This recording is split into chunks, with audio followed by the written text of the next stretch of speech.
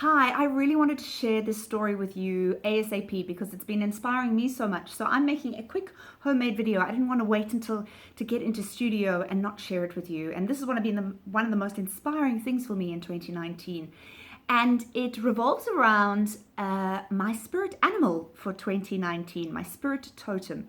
So at the end of last year, over the New Year's time and holiday time, Jeff, my wonderful partner, and I went camping. It's something we love to do because it connects us to nature. And while we were camping, I kept seeing three things that I know are my spirit and totem animals for 2019. And I mentioned them in a previous email. And they were the praying mantis, that crazy insect, the praying mantis. The second one was the floating seed. And the floating seed is not something that floats in water, but floats in the air. It looks like a fairy, like a thistle seed, those beautiful white floating seeds.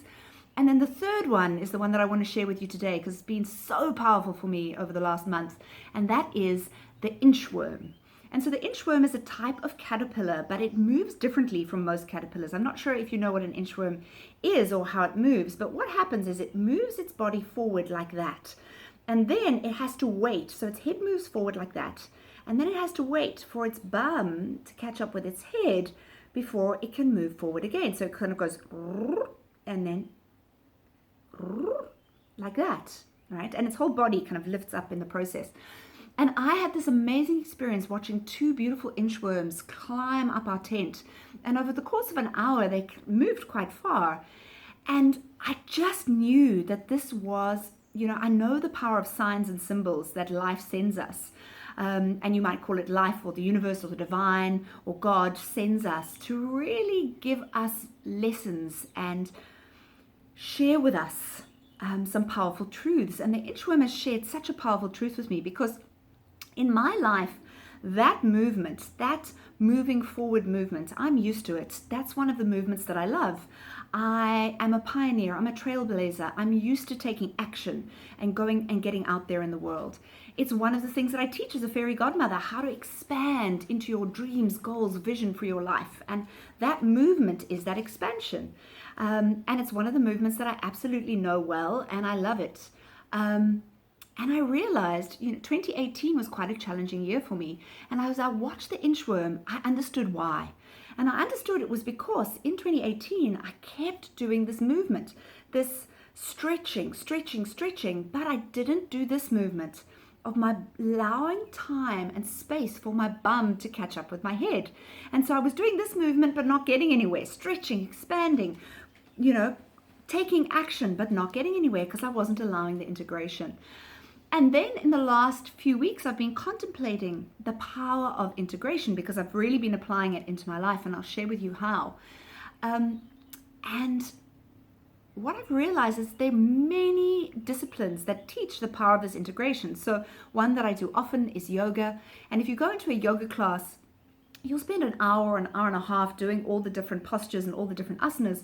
But at the end, the yoga teacher, and this is one of my bugbears, that they don't give you enough time in this posture. But if you go to traditional proper yoga teachers, Shavasana, which is the dead man's pose, it's the pose where you lie out at the end doing nothing, they say is the most important pose because despite all the action you've been taking through the hour, this is the one that allows you to integrate, and it allows body, mind, and soul to catch up and integrate all of the work that you've done before. And without the integration, you may as well not have done any of the previous asanas.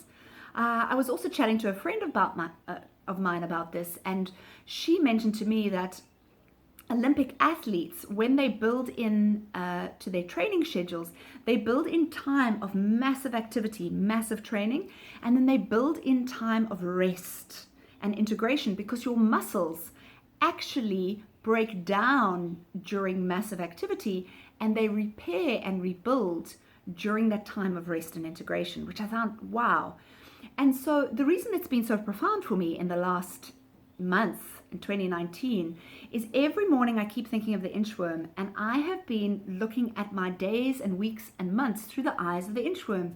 And so what that means is during a day, I will have hours or moments or times when I'm expanding, stretching, I'm in high activity, and then times where I am allowing my bum to catch up with my head.